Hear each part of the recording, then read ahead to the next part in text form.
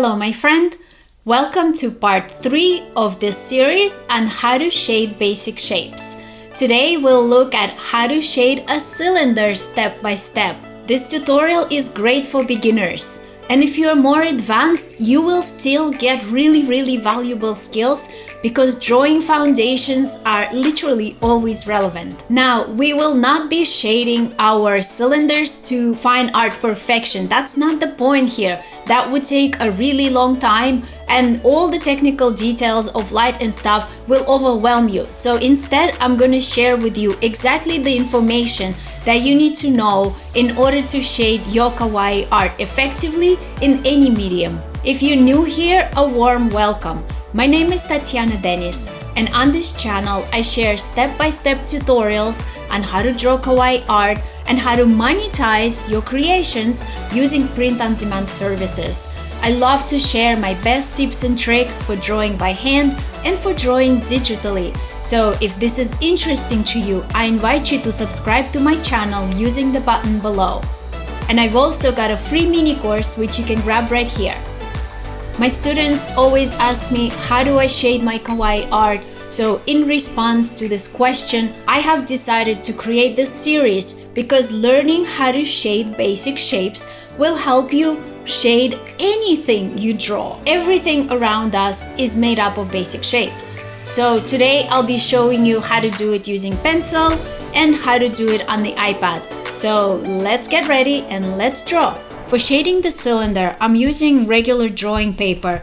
This is what is called cartridge paper. And then I've got a 2B pencil and two kinds of erasers. A hard plastic eraser for precise lines and this stretchy kneaded eraser for pulling out extra graphite if I want to lighten an area. And it's also really good for shaping and rubbing out any small areas, and I'll pop the links in the description below if you want to check them out. So let's draw the cylinder. Two parallel lines, super simple.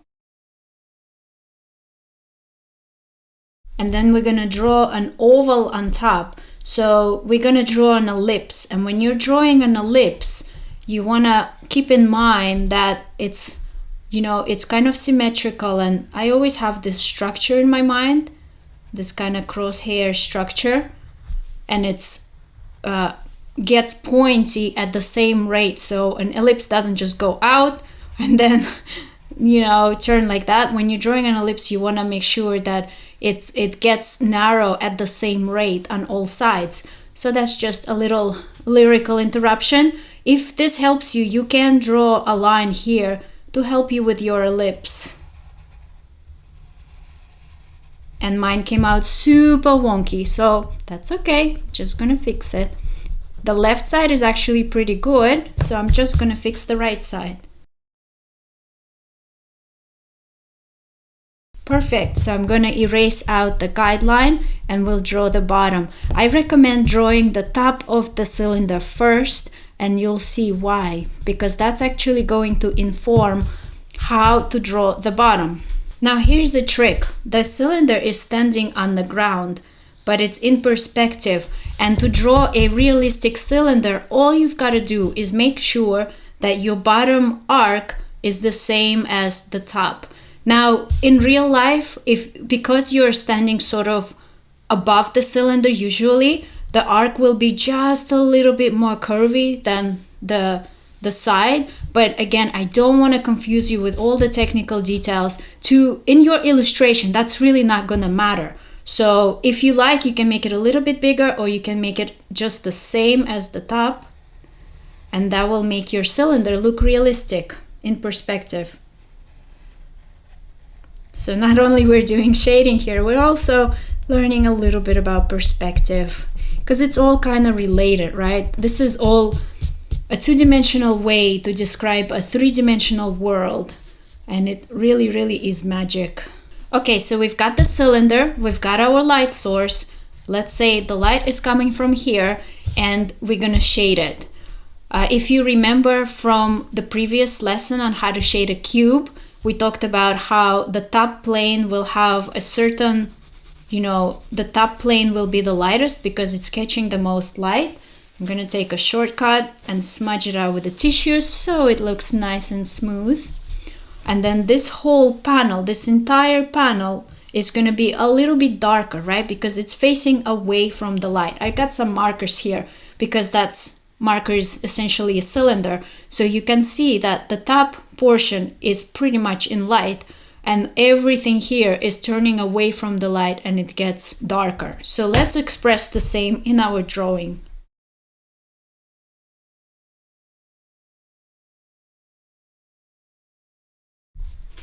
Okay, but we are shading the cylinder, right? And there is going to be a highlight.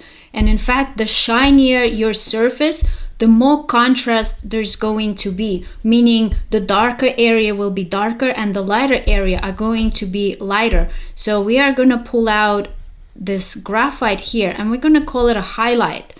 This is where the light will hit the side of the cylinder directly. And when you're drawing kawaii or you're doing illustration, this is how you know where to put those beautiful shines. Like let's say you have a drawing and you probably have seen people putting shines like this. This is your highlight. And then you have a shadow right here, you know, a shadow side. This is how you know where to put the highlight. So if your form is not spherical but a cylinder, that's how you do it. This of course doesn't look realistic at all yet. We are just marking out where the highlight is going to be and everything around it is going to be a little bit lighter, right? Because there's going to be a gradation of tone. It's not just going to become light or dark suddenly. So let's do that. And we'll clean it up. So now we are really gonna, so imagine the light hits the cylinder right here, hits the cylinder, and then it starts to drop off on the sides. After the highlight, it starts to get gradually darker. So all we do is darken one side, and we're gonna say that the reflected light are on this side because the main source of light is here. There's no reflected light, and the cylinder is standing and casting a shadow this way. And now the table, wherever it's standing on, is bouncing a bit of light back into the surface. And if your form that you're drawing is kind of circular, if it's like a cylinder or a sphere, then adding a reflected light is a great way to make something look rounded. If you're drawing a cube, I would recommend not adding reflected light, but it really depends.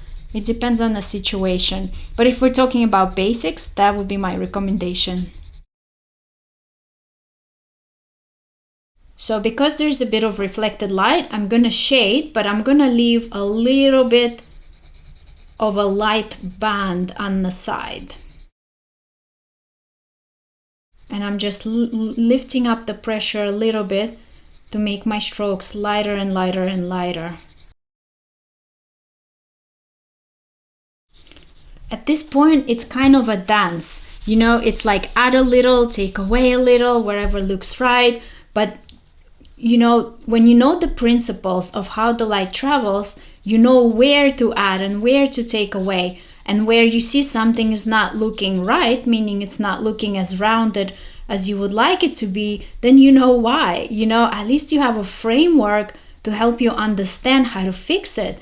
So this side is actually looking pretty round now. This side we really got to work on. What's missing is having enough contrast. Everything looks pretty much the same shade of gray. And in order to make this side turn away from us, we've got to make this way darker. So I'm gonna hatch some more this way.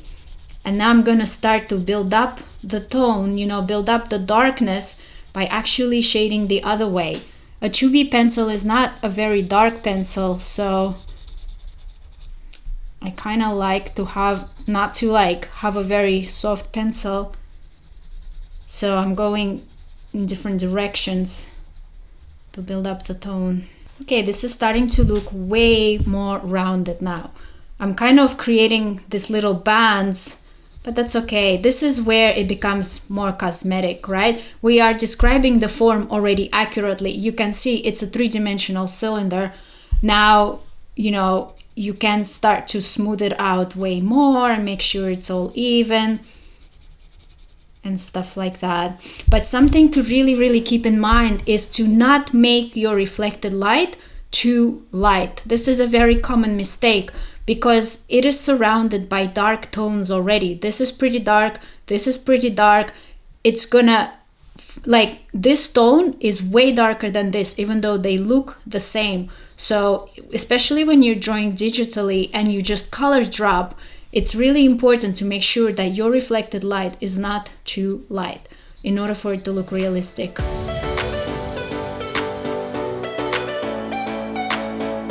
Here we go, a shaded cylinder.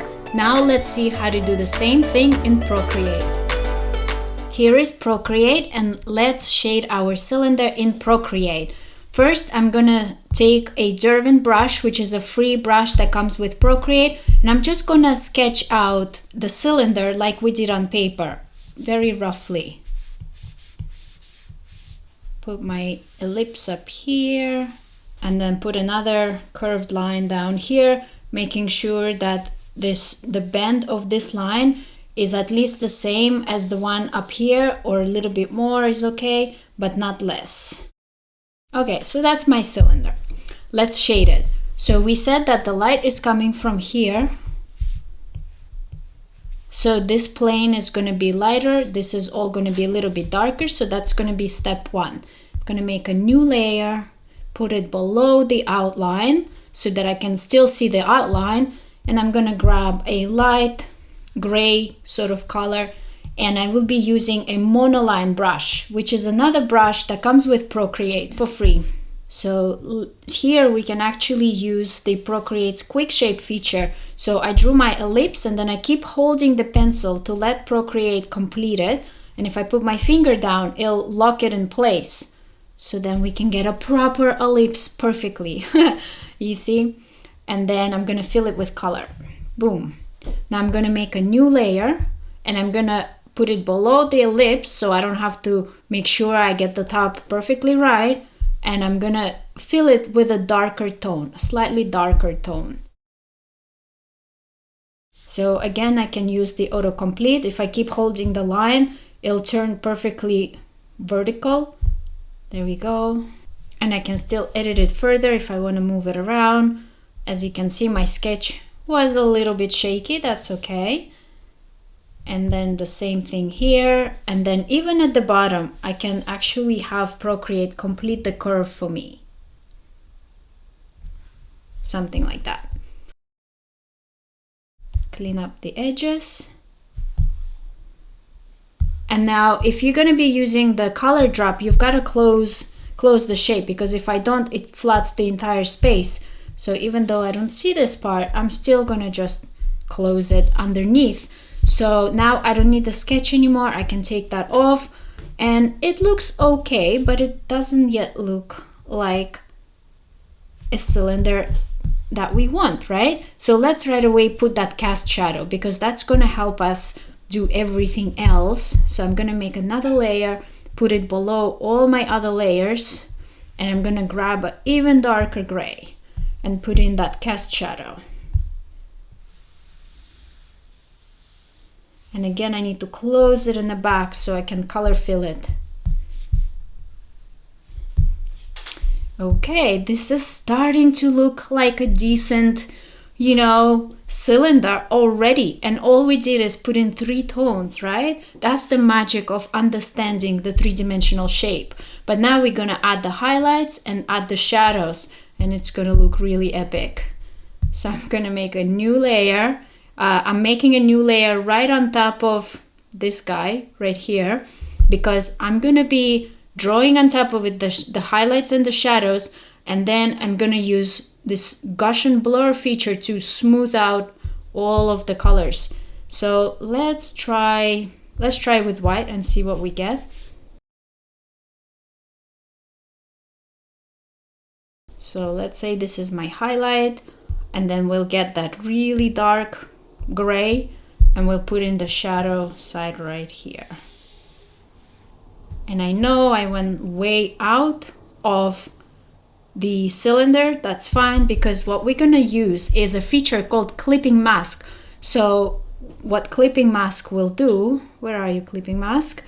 it'll take this layer and it'll clip everything to the layer below it, meaning it's like a paper cutout. The layer below it will not let anything go out of its bounds for the layer on top, which is perfect, which is another way to make my drawing process super efficient. So we're grabbing Gaussian blur and we're gonna blur. Boom, and we've got a shiny, beautiful cylinder. How easy was that? How easy was that? And we've got our reflected light, just like we saw in a pencil demo, and no reflected light on this side because the light source is right here. And yeah, so a word about the top portion. Now you can leave it perfectly flat and gray, that's fine. You can add a little bit of gradation, like I'm looking at this right now and it looks like it almost doesn't go with the cylinder body itself because it looks too flat. Like normally I would say leave it flat if it was a cube, but in this case, if it doesn't look visually correct, then I would go and change it up. So let's add another layer and make it a clipping mask to this layer so that wherever I draw doesn't go beyond the boundaries of this oval, this ellipse.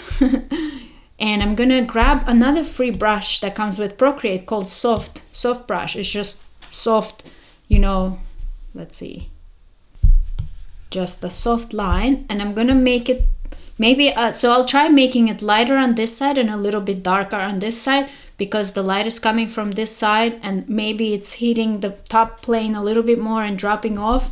Let's just experiment with that and see what we get. Make it pretty big.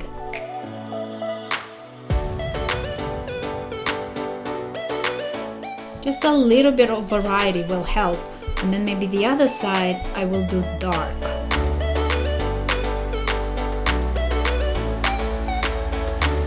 Just to kind of match the bottom portion, because the bottom is looking really rounded and the top was now looking a little bit hollow.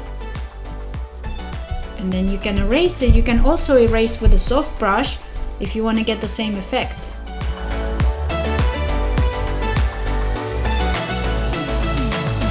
And it starts to look way more solid.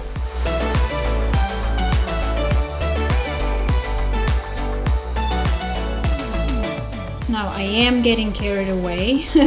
So this is what I would do at the end, is to sort of play around with it. But this is it. We've got it. I hope you enjoyed this tutorial on how to shade a cylinder, and I hope that now you feel that you have the tools to shade, your kawaii drawings to a whole new level. You can apply this knowledge to any medium, whether you're doing paints, whether you're doing pencils, or whether you're drawing digitally. And keep on practicing. Practice truly does make perfect. Keep practicing and keep improving. If you're at the Kawaii Drawing Club, share your drawings in a community so that the members can give you feedback and I can give you feedback and you keep on improving. And if you're not a member yet, check it out. The link is in the description below. Kawaii Drawing Club is a warm, welcoming, supportive community of kawaii artists where we learn how to draw together with a monthly in-depth video tutorial, video workshop in fact, and then we learn how to monetize our creations with print-on-demand services with another in-depth tutorial that comes out on a different week. We also have mindset coaching at the club, and we talk about, how to be a productive artist, how to be a prolific artist, how to be a happy artist, because mindset is so important. And we also have a drawing date where we get together, we hang out, we joke, we learn each other's creative processes, and mainly, most importantly, it's the time that you commit to making progress, to actually showing up and doing the work. When it's on your calendar, when you know there's other creatives that you're gonna be doing it with, you're gonna show up, you're gonna do work, and therefore you're gonna make progress. So check it out. The link is in the description below. Keep on drawing, and I'll see you in the next video.